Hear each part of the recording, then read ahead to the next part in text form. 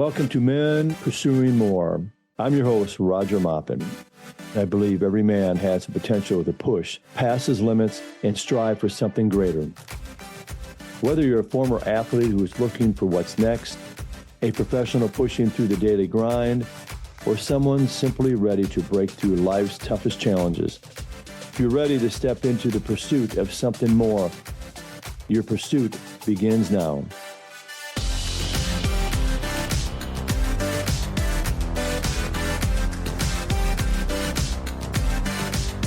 All right, welcome back to Men Pursuing More podcast. I'm your host, Roger Maupin, and today I'm excited to welcome Geoff Young to the show. Geoff, welcome to Men Pursuing More podcast. Thank you for having me, Roger. My pleasure. So a little intro about Geoff. He grew up in Marion, Ohio, before going on to play tennis at Northwestern University in the Big Ten. His coaching career has included stops at Alabama, Denver, Minnesota, UCF, and now Purdue University, where he currently serves as the head men's tennis coach. Along the way, tennis has become a true family journey with his wife and children all competing or coaching at the high levels of the sport. So, Geoff, it is an honor to have you on the podcast. So we're going to get right into it, and it's going to be some quick hit questions. So first one, your favorite tennis venue you've ever coached or played at? I think I've played and coached at this one. That'd be the La Jolla Beach and Tennis Club in La Jolla, California. Beautiful, old school tennis club, I would say, right on the beach. And yeah, it's just a beautiful place. I bet that's amazing to look out on the beach. Yeah, it is. Beach and the hills there, it's really pretty. What about the toughest road environment? You've coached a lot in the Big Ten, University of Minnesota, Purdue. I don't know if Denver at that time was in the competing against Big Ten, but toughest road environment in the Big Ten. Probably the Buckeyes. They always draw a really big crowd, and then they're always a very good team too. So the combination there probably makes that the toughest place to play. All right, Ohio State Buckeyes. And your favorite sports memory involving your wife? Because I know she was a Division I tennis player, and she also coached at the Division I level. Yeah. When we were both starting out, when we were starting our marriage, basically, we both took new jobs in Denver, and we were lucky enough to where I was the head men's coach and she was the head women's coach. And that was before we had kids. And I remember us coaching both those programs, just staying in the office late at night and building those two programs together. I thought that was pretty cool. And when we started having kids, we soon realized that you can't have two head coaches and raise a family too. There it is. Shout out the University of Denver, where two are your Division I coaches. Yeah. And the best player, I know there's been a number of players that you've competed against when you play, but also you've coached against. Best player that you've ever coached against? That's probably James Blake. I don't know do you know James Blake? Do you know the name? I don't know if I've heard it. Okay, he got to 4 in the world, and his contemporaries were Agassi and Sampras and maybe the beginning of Federer and Nadal. Actually, no, he was during Federer and Nadal area, but he went to Harvard and played college tennis, and had a great pro career. So was he right after Agassi and right after? Yeah, I would say he was actually after Agassi and Sampras. I remember them. That era. Yeah, I remember Agassi, Sampras. Yeah. Wow. Yeah. He got up to number 4 in the world. Yeah, he did. So what was unique about him? Why he was such an outstanding player? I know I'm a number 4 in the world. Yeah, great athletes, big serve, big forehand, and really fast. And if you're really fast and have two big weapons like this, it's going to take you a long ways. That's a good combination to have. Yeah, that's true. All right. Now, getting into your story about growing up in Ohio, Marion, Ohio, Mm-hmm. How were you first introduced to tennis? And were there other sports that played a major role in your life growing up? And just what was it like growing up there? A lot of listeners may not know much about Marion, Ohio. Yeah, I was born in 1971. So in the 70s and 80s, that was the big tennis boom, I think they called it. And I did play a variety of sports, not football, but baseball, soccer, basketball. Can't think of it, and tennis and golf. But back then, tennis was huge, and my family would play lots of tennis just on the weekends. And my brothers were both 10 and 11 years older than I was. So I was kind of the little tyke just chasing down balls, hoping someone would hit with me in the last 5 minutes of their before we go home. So I would wait, and then probably the losers had to stick around and hit balls with me for 5 or 10 minutes. And that's how I got my start in tennis. And I actually remember we were members of a small country club there in Marion, Ohio. And I remember that there was a club championships back then, and I was excited to play my first club championships. And my mom came home one day and said, "I'm sorry, Geoff, but only one other person signed up, and that's a 14-year-old." And I was at the time, I think, 10 or 11, and I thought, that's okay, I'll just get killed, but that's all right. I knew the guy, and I ended up winning that one match tournament 0-0 against a kid much older than I was. And I think my parents were shocked. So that's why they thought they would let me play tennis during that winter once a week. So we had to drive an hour down to Columbus once a week. And that's how I kind of got my start playing tennis on a regular schedule. So from there, I slowly started to drop the basketballs and the baseballs of the world and just focus in on tennis. And what was that like growing up? Because before you went on to college, how you kind of made a name for yourself and just that, it sounds like you played club tennis, and then you must have played high school tennis too. So what was that like now going through high school? Yeah, so there's no club tennis when you're a teenager. You just play the USTA, is the United States Tennis Association. They sponsor competitive junior tournaments. So that's really what I would play, those tournaments. And I also played high school tennis as well. And that's really how I kept getting better, a little bit better each year. And by the time I became a junior and senior in high school, the college coaches started calling, and that's how I ended up at Northwestern. Now, did you play singles, doubles, or did you at that time play both? I played both, but singles was really the focus, really for everyone. If no young aspiring tennis player is just going to play doubles. The doubles is an afterthought until you get into college, and then everyone really learns how to play doubles, I would say, in college. So where did you feel you got noticed? You were playing on outside of high school in tournaments, but during the season, do you feel you got noticed both venues, or like in that when you were playing in high school, but also when you're playing in tournaments? No, I would say definitely the tournaments, the USTA tournaments is definitely where the college coaches are looking at. High school tennis is pretty haphazard, and a lot of really good players don't even play high school tennis. Definitely it's the tournaments where you make your name for yourself. So you must have done well probably in the high school tennis. I assume you probably went to the state tournament and I did. I went to the state tournament. Yeah. And I never won the state tournament, but I think I went actually my freshman year I went in doubles, and then in my last 3 years I went in singles. And I think the best I did was third.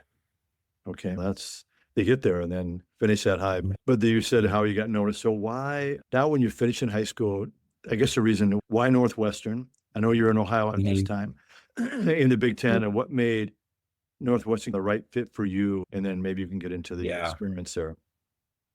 I was told by my family at a young age, I remember how we would always watch the Ohio State Buckeye. My family were big Ohio State Buckeye football and basketball fans. So we would always watch those games whenever we could. And they would play all these other Big Ten opponents naturally. And I was told from a young age how great of a school Northwestern was.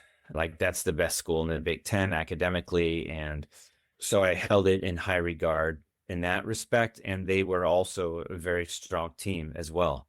Many players from the Midwest area who were quite strong ended up going there and were on the team there ahead of me. I knew some of the players and went there for a visit, and the coach was very nice, and I thought it was a good fit. The other school I almost went to, it was a tough decision, was TCU. And had that been like a program you were like seriously looking at even when like growing up in high school, or was it always Northwestern? No, that the TCU kind of came in when I was a senior, and I took a trip there and also really liked the coach. The team was quite good, nice guys, and it would have been a great choice as well. It just felt probably in the end a little bit more familiar since it was in the Midwest, being at Northwestern. So that kind of got the nudge at the end. I'm not really sure why, but it worked out. I'm sure their listeners are always they're wondering, since you grew up a Buckeye fan, what Yeah. about the Ohio State Buckeyes? Yeah, I when my two older brothers and my parents, they were pretty academically driven, and it was really stressed a lot when I was growing up. And I don't think back then, I think it's different now, but back then, Ohio State University wasn't really held in high esteem by the good students. I think the good students would go to Miami of Ohio. And then if you couldn't get into Miami of Ohio, then the reputation was you go to Ohio State. That was kind of, yeah, back then that was, yeah. So I guess I was looking for a good tennis team where I felt comfortable, but also a strong academic reputation that would stay with me for my future. So share with the listeners about your experience at Northwestern, about playing tennis there, playing in the Big Ten, attending Northwestern. So if you can share that with the Yeah. listeners. Yeah, I was lucky to be able to be on a team there. The teammates that I had were great guys. I stay in touch with many of them today. And it was a real, like a family environment, and credit to the coach at the time, my coach, who really was a good communicator and did a really good job of keeping the team together and having a strong team culture. And I had a really good experience. Probably is a big reason why I'm a coach today, to be quite honest. And yeah, it was fun. I learned a lot about the game. I learned a lot about myself. I was quite immature when I went there as a freshman, and I was immature when I left as a senior, but at least a little bit better. Grew up some during those 4 years, but it was a really good time. And Chicago is a fun city. It's fun to be near a big city as well. Oh yeah, that's a great city to spend time in. What's interesting, you talk about just the impact of a coach and how the impact that the coach can have for you going forward into coaching. And then you talked about that communication, how important, like how well he communicated to you and your teammates, and just kind of really building that culture within the Northwestern men's tennis team. Yeah, it was really difficult to get him rattled. I would say he was someone who had pretty high emotional intelligence, and he did a good job with that. And I try to carry that. I try to carry the torch on that as well. So I'm laughing because his nickname was Torch. his nickname was Torch. Yeah, his last name was Torselli, but everyone called him Torch. So yeah. And that emotional intelligence, just like nothing really fazed him, huh? That's pretty amazing. Yeah, he was pretty good with that. And at the time, I probably didn't give it the full appreciation that it deserved, but I still stay in touch with him today fairly often. And yeah, he's a great guy. All right. Shout out to the Torch. Yeah. Former coach at Western. Yeah. Now, after college, you stepped into coaching at Alabama. When did you realize, and I know you talked about this when you were in college, but coaching was something you wanted to pursue professionally? And who influenced, I know you kind of mentioned that a little bit, your coach. Any others along the way influenced, because your first coaching job was at Alabama? Yeah. So when I graduated Northwestern, I didn't know what I wanted to do professionally, get a job. What was sad for me was I was playing the best tennis of my life. I kept improving each year through college. So I thought it's a shame to maybe I would keep improving if I played another couple years, and I had been doing it all my life. So I thought, what can I do where I can continue to play tennis and buy myself some time here while I figure things out? And so I thought, well, if I become an assistant coach, maybe I could go to school at the same time and kind of be productive and be self-sufficient and do all this at the same time. So that was kind of the plan. So I set out to try to get an assistant coaching position, and there was a new assistant coach at Northwestern, so I was kind of hanging around done, and the new assistant coach at Northwestern became friends of mine, and he kind of helped me through that process.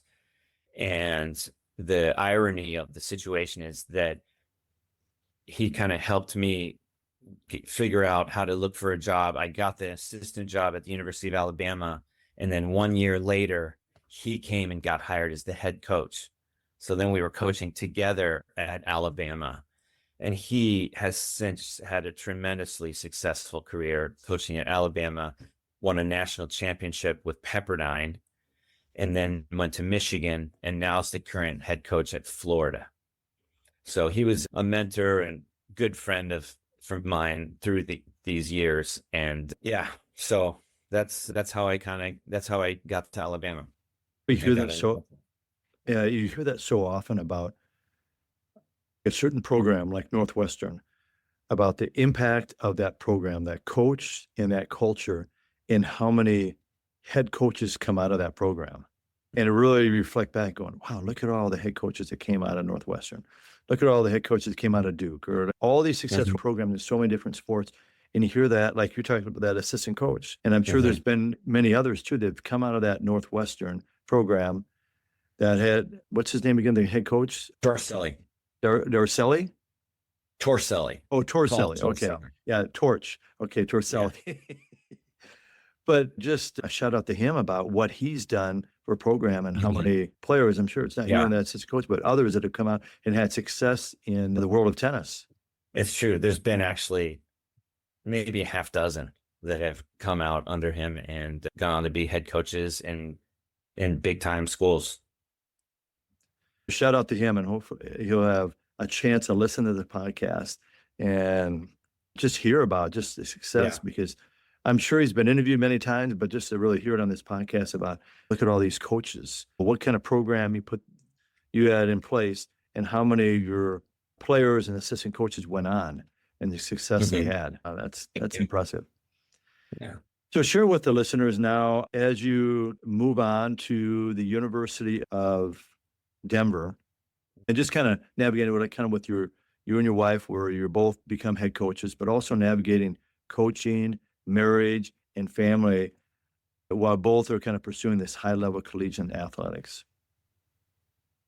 Yeah. So we met at a tennis tournament, my wife and I, and we've got married, and we were both starting our jobs there in Denver and building those programs together, as I said before.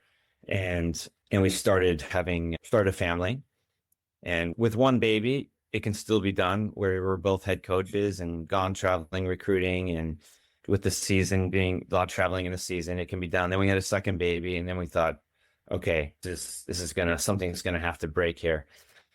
That's when, fortunately, by that time, we had been there for 5 or 6 years, and we had built the programs, both of us, and we were starting to look for a job, and she wanted me to get a head job, and so she could raise the kids. And so fortunately, University of Minnesota opened up, and that's how I ended up there, which was a good fit at the time because she was from Minnesota and her parents were there, and it was a very logical sequence of events. So you're navigating all this, and now you're heading back to her home state of Minnesota. So I know tennis has clearly been a family legacy. It sounds like when you grew up, tennis players. I assume maybe in her family there was maybe tennis players in her family too, but building this kind of family legacy too. What has it been like watching your children? You have 3, 2 that play Division I, one's in the Pro Tour. Watching your children pursue the sport at such a high level, and how did you kind of balance that, being a coach and also a father? Yeah, I think that being a coach and learning how to be a good coach helped me be a good father. There's a lot of same dynamics in play there, and it definitely helped me be a better father, I think, especially a father who was encouraging his kids to get into competitive tennis. And competitive tennis, that is it's a very tough, lonely business, and it's a tough, grueling sport, but it is a great vehicle to learn very valuable life skills such as resilience, discipline, emotional intelligence, how to manage your emotions. And I think it's been good in that sense, but it's also, as you climb the ranks as a young junior tennis player, it can get easy. You can easily fall into this whirlpool of more practice, more tournaments, got to get better, got to get better. And to keep that in perspective is tricky. It's tricky for the kids, and it's tricky for the parents as well, to make sure that they're providing the right perspective for their kids in spite of their success. And I was just thinking as you're talking about Gopher sports, and I think the theme, I'm just thinking about this on this podcast as you're the former I have coming up on my podcast, and then Rick Aberman, which you know, and you all really had an influence at the University of Minnesota and the Gopher program. So I think the theme might have to be, I live in Minnesota. Okay.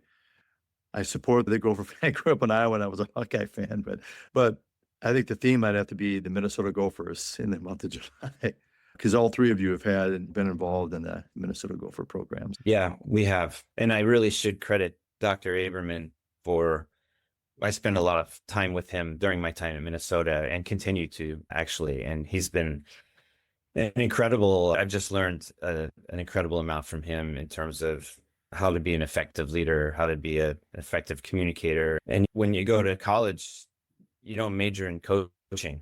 No, you get into coaching and you learn about coaching while you're coaching. You're kind of learning on the job.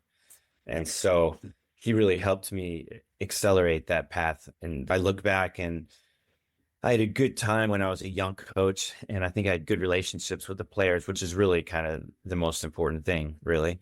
But now I really feel like with his help, I've really learned a lot about the importance of how to be an effective communicator and how to teach motivation, confidence, all these types of things that you hear that come along with coaching and leadership. What do you think about how you learned that in college from your coach? Because you talked about how effective communicator he was, and that seed was already planted when you were in college, and then just kind of raise that level to be around someone like Rick Aberman and others that can just kind of pour into you and just elevate your coaching. Yeah, it's true. Yeah, I appreciate you sharing that. So college athletics has changed dramatically over the years. When you're at Alabama or Northwestern, Alabama, Denver, Minnesota, then I know you were down, I think, in Miami. No, not Miami. UCF. And then now the head coach at University of Purdue. Yeah. What has been like watching your children pursue the sport at such a high level? Wrong question. We already talked about that. College athletics has changed dramatically, but what are some of the biggest challenges in recruiting today, and how difficult it is to maintain that kind of that chemistry and just within the kind of the coaching staff and your players? Yeah. Well, in some ways, recruiting has become easier in the sense as technology over the last 20 years and social media has made it easier to figure out how to get in touch with someone. So I feel like it can really reach out and connect with almost anyone in the world, really, through the powers of social media. But in some ways, recently, when I say recently, I guess the last 5 years, this whole notion of pay for play has really changed it a lot. And you hear a lot about, the transfer portal has changed, but really the transfer portal hasn't really changed for the Olympic sports.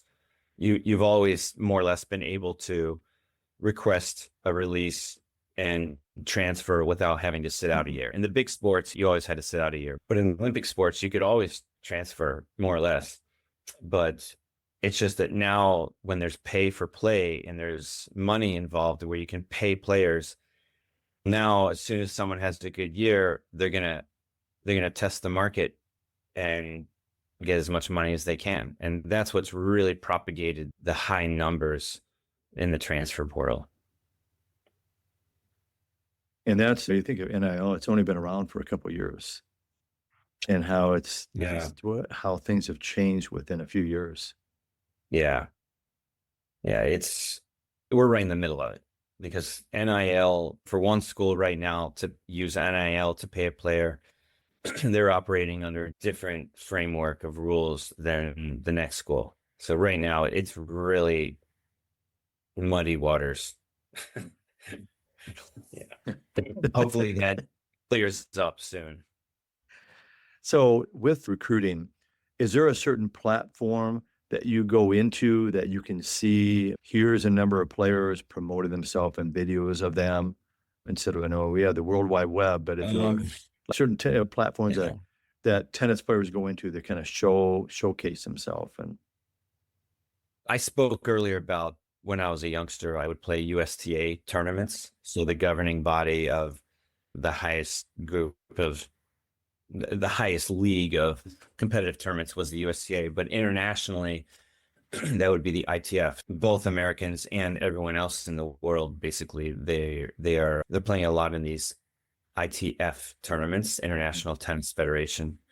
And so that's not really a platform. It's a governing body that sponsors all these tournaments. But there's a way to look up it's an easy way to look up all these tournaments. And there is another platform that makes it easier, called UTR, which stands for Universal Tennis Rating.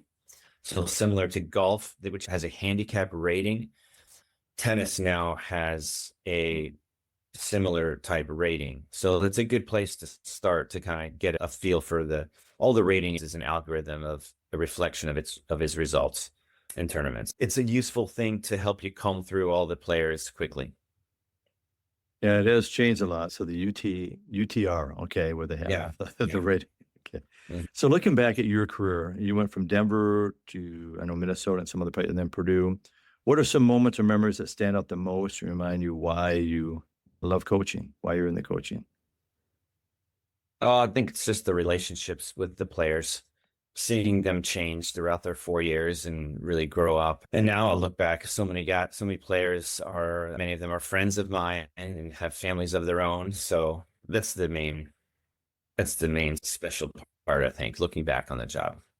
And I assume that you probably have some players that you coach now that are coaches that maybe you're coaching against in the Big Ten or maybe Yeah, around the country. that's not many, but a few. Yeah, that's true. My assistant coach is one of them. Played for me in Minnesota. Oh, they're with you at the University of Purdue. Purdue. Okay. Yeah. Yep. So going back to coaching in Minnesota, you spent 15 years leading that Minnesota program. What made that chapter of your career so meaningful? And what were some of the biggest lessons you took away from that experience? That was where we raised our family and really had our kids, they take a deep dive into their own competitive tennis. So between that and the team at Minnesota, that was a fun time. There was no shortage for competitive tennis matches around the week. And it was an exciting time. And I think we did pretty well in Minnesota. We got to the round of 16 in the NCAAs one year. We won a Big Ten championship one year, lost in the finals of the Big Ten tournament one year, and many other top 3 or 4 finishes. So it was fun to be successful there in the Big Ten. That was a good time. And since being at Purdue, I haven't had that success yet. Now, to be fair, I took over a program that needed to be started at ground zero, but I hope to try and get back to where we had the Gophers going, and that would be really fun. I know you've had your daughter play at the University of Oregon, played at the University of Michigan. Now you have another son coming up through high school that maybe that one may play for you at the University of Purdue. Yeah, that would complete the cycle for everyone in the family playing tennis in the Big Ten. Yeah. All right, kind of moving on to mentorship and player development. Beyond the wins and losses, what do you hope your athletes remember most about their experience playing for you years after their careers are over with? Some of the players are maybe have been out 5. Yeah. I just hope that they look back and feel like their time on the team was a very positive and meaningful experience. I just hope that they look back and think of it as some of the most fun years of their life, really. It really is supposed to be really fun. And if I helped create an environment that really had special memories for them, that's what I would hope, really. And of course, as I alluded to earlier, there's many things that you can learn through this sport. I tell my players all the time that life is like a tennis match, really, in so many ways. You can count on tough things happening, good things happening, unexpected things happening, new challenges, and you can expect to go through tough emotions, good emotions, and the whole of it. And I think what's really interesting is that I went to go watch my daughter run a race this past Sunday, the half marathon in Indianapolis. And it was a cool atmosphere. And when people would finish their race, everyone there was just so supportive and cheering them on, and finishing the race became this wonderful accomplishment that all their supporters were congratulating them on. And that's no small feat to finish a race, of course. But I was thinking, when you go play a tennis match, it's extremely tiring, much like running a race. And emotionally, it's also extremely, I would argue, even more exhausting than running a race, although running a race definitely has its emotional challenges. But when you lose the tennis match, there's this like walk of shame and everyone's somber. And I was just thinking how when you lose a match, it should be the same. It's not like you finish a race and you think my time was I didn't reach my goal with my time. And then it's not like everyone just walks out of there. You know what I'm saying, right? And unfortunately, for whatever reason, tennis, the whole winning and losing aspect of it changes that dynamic of it for some reason. And it really shouldn't be like that. And I would encourage anyone who has their kids or young ones when they're losing, to try and make it like that, just like when you end a race, to be supportive. And anyone who went out there and laid it on the line and risked giving their best effort and losing, that's almost more impressive than winning. Or like you said, the risk, and just the courage of going out there and competing. And it's like you have all this people watching you. Yeah. Yeah. I thought that was interesting. Yeah, that's an amazing perspective. So good for Karen. I think it was half mile. All right. Yeah, half marathon. Yeah. Half marathon. That's awesome. So who are some people? I know there's a number of them. You mentioned a few, but who are some coaches, mentors, teammates, family members who have had a major impact on your life and your career? Yeah, I've been lucky. I've had one coach growing up who I still stay in touch with today. His name was Phil Landauer. He was a teaching pro in Columbus, Ohio, and had a very big influence on me. My college coach was obviously, as I talked about before, a great influence on me. The assistant coach that I told you about, who's now the coach at Florida, is to this day a great friend of mine, and he was a mentor of mine through many years and still is. And yeah, so I've been lucky to have good mentors and coaches myself. And of course, Dr. Rick Aberman has been life-changing, I will say, in everything that I've learned through him. And I really took a strong liking to everything he was teaching me. And yeah, so those are the people that I think had the biggest influence on my coaching career. And that says a lot about you too, because you have to have that willingness to be able to listen to them and take their ideas and then implement those ideas into your career. And my wife was a great tennis coach as well. And for raising our kids, it was invaluable to have her as well, to bounce ideas off and ask her opinions. And it's also a luxury for me to come home from a tennis match and ask her, okay, what did you see? Tell me. I really like getting her opinion and how she saw the match. I value that a lot. That would be really valuable. She understands the game. She understands the sports psychology. She grew up in the sport, and that can be. And plus, just raising kids together, and you're a team, and you kind of work together and throw things off each other and help each other out. And So wrapping this up, and this is Men Pursuing More for the men listening today who might be navigating kind of the pressure, might be sports, might just be life transition.